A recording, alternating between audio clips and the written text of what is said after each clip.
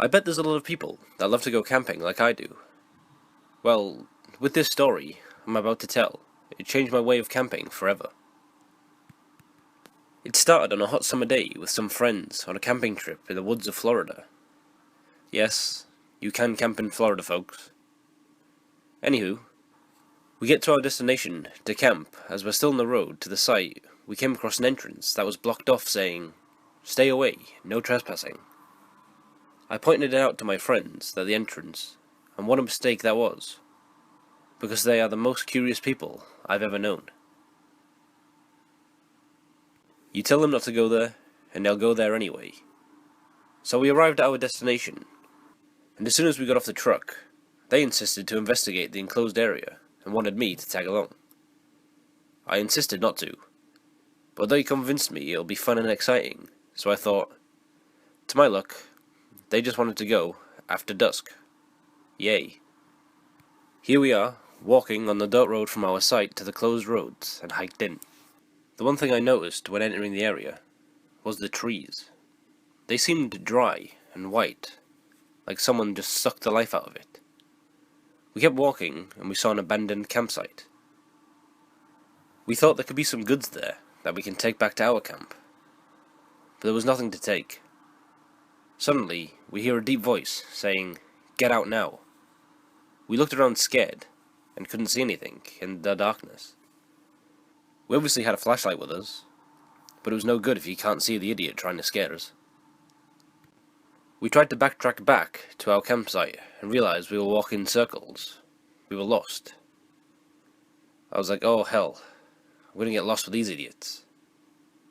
But yeah, I did. We heard another voice saying, "We warned you," and I decided to shout, but that only made the silent night creepy. Disappointed, we kept on walking, it seemed like for hours, and we were going nowhere. There were 5 of us in the group, and we noticed that one of our friends went missing. We looked all over the place, and no sign of him. We shouted his name, and we got no answer. We couldn't explain how he disappeared from us, but he did. One of the guys speaks out and said that he heard that people goes missing from this area and has never been seen again.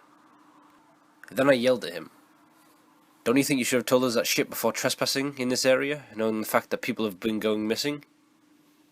He apologized and said he thought it was just some fake story to keep people out. When I was done arguing with him, I noticed that we had lost someone else. We're now down to 3 from 5 people, and I'm thinking to myself, oh shit, this reminds me of Predator. We're being hunted. Then we heard another voice, saying, "You can't escape from us." Chills came down my spine when I heard that, and kept walking on the dirt road that we presumably thought was the path. But we kept following it. There was a dead end, with those trees in the way. Ugly white, dried up trees. We looked carefully at a tree, and I told the guys I saw something move. And when I looked closer, it opened its eyes. I jumped and screamed like a bitch when I saw this, and asked the guys did they see that, and they all replied yes. We ran from it to the deserted campsite.